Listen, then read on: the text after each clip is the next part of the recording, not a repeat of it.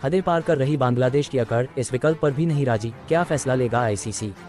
Report के मुताबिक BCB को चेन्नई और हैदराबाद में अपने मुकाबले खेलने का सुझाव दिया गया है, मगर वह दूसरे शहरों में भी खेलने के लिए राजी नहीं है। मौजूदा समय में भारत और बांग्लादेश के रिश्ते काफ़ी तल्खियों से गुजर रहे हैं, जिसका असर क्रिकेट पर भी दिख रहा है। पड़ोसी देश के क्रिकेट बोर्ड ने सुरक्षा चिंताओं का हवाला देते हुए भारत में खेलने से मना कर दिया है। बीसीबी ने आईसीसी से मांग की है कि टी20 वर्ल्ड कप 2026 में खेले जाने वाले उसके सभी मुकाबले श्रीलंका में आयोजित कराए जाएं। इससे संबंधित उन्होंने आईसीसी को खत भी लिखा है, मगर बोर्ड की तरफ से अब तक कोई जवाब नहीं मिला है। जारी उठापटक के बीच खबर सामने आ रही है कि बीसीबी को चेन्नई और हैदराबाद में अपने मुकाबले खेलने के लिए सुझाव दिए गए हैं, मगर वह दूसरे शहरों में भी खेलने के लिए राजी नहीं है, जिसके बाद दोनों देशों के बीच और ज़्यादा मुश्किलें बढ़ गई हैं।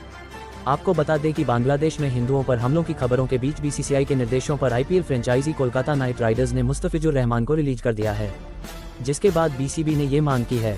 बीसीबी के अध्यक्ष ने मीडियाकर्मियों से कहा, हमें अभी तक आईसीसी से कोई जवाब नहीं मिला है, हमने अपनी चिंताओं के लिए सभी सबूत भेज दिए हैं। उन्होंने कहा कि बोर्ड ने आईसीसी को अपना रुख स्पष्ट रूप से बता दिया है और इस बात पर जोर दिया कि मैचों को भारत में किसी अन्य शहर में स्थानांतरित करने से उनकी चिंताओं का समाधान नहीं होगा।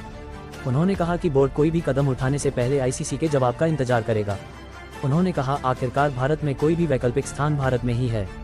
आप सभी जानते हैं कि कोई भी एक तरफा फैसला नहीं लिया जा सकता है और हमें सरकार के फरमान का पालन करना होगा।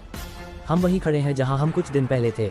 उन्होंने कहा, जब तक आईसीसी अपना जवाब नहीं भेजता तब तक मैं इस पर टिप्पणी नहीं कर सकता कि अगर हमें श्रीलंका में खेलने की अनुमति नहीं दी जाती है तो हम क्या करेंगे।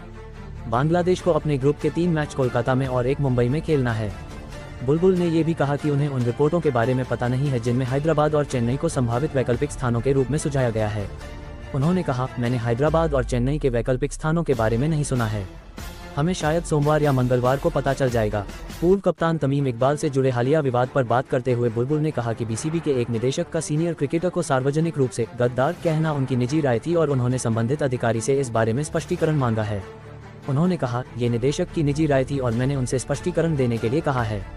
तमीम ने बहुत कुछ हासिल किया है और उन्हें सार्वजनिक रूप से अपनी राय देते समय इस बात का ध्यान रखना चाहिए था।